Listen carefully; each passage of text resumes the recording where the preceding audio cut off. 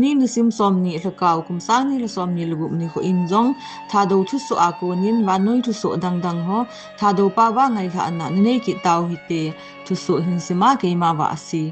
tuni nisim somni lakau kumsang ni somni lugup ni chun Thadou inpi Assam lamkai chengin pi Gayatri Devi Das IAS Dc dima hasau chu Thadou nam mina lim na gane utakil honin pha chi so ho a Thadou nam boina thu ho jong sepi na ani ubin chule le kha anna ki pi ho jong abelin na piki na bin hi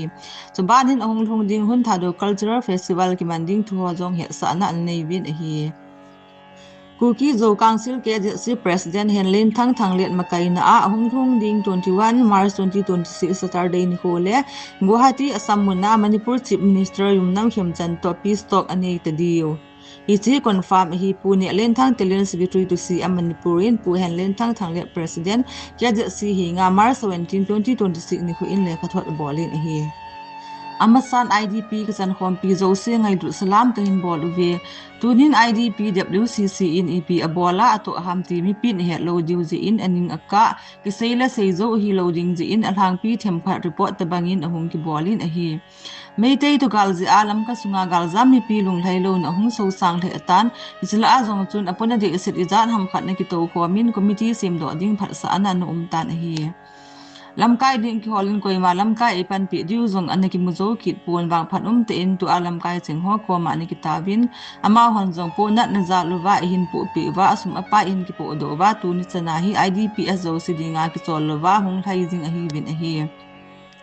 Nung hello vet sa din 11 November 2025 ni in zone IDP in public meeting in rally in Kigongin DC Sisipur throw in IDPS RCA umhon amudi walo mulo le non kema umhon na sa kinelo chung chang thu ho governor koma murindam ni kipin hi Committee hi bagay ta hong ki sem do hi ji in aki bol ki tonga ki seiding jog si hi kino a hongai tan hi ji chun lam ka sunga CSO le MLA officer zule adang dang ho ko ma ki thu PDV ni ki tawin ade in MLA ho ko ma hin avel velin in chi wa ni ki se in an ki tawin hi wangin ki na bagin na to i ma chamu thin tu ni chan do hi lain hi Dipa ta khat chu hi le ku ki inpi Manipur tel ma ho office building a information center office munding room kha AP win chule IDP WCC chairman punjong charitable clinic le office munding free in aphal pe win hi IDP ho ngai lu ki IM lam kai hole da tur bum phune chunga jong ki pathu seizolo ki phonge DBT Chungchang Thu Government of Manipur Home Department in September 2025 sana Relief Till District Administration an kisan ho chu DBT mu theding a hit in order khat hin so in a hi wagin RCA in minutes 15409 hol achun DBT mu lo mi tampi tan hi le ama concern SDO a complaint ni ki bolin Public Grievance Cell Ministry of Home Affairs Government of India chat ni ki lunin a hi RC MS DBT mu lo committee ho kom hin lut ho bo ki boi pi hi in RCA amin uma DPT mulwa committee ni sa lo tampi jong umding kin sa hi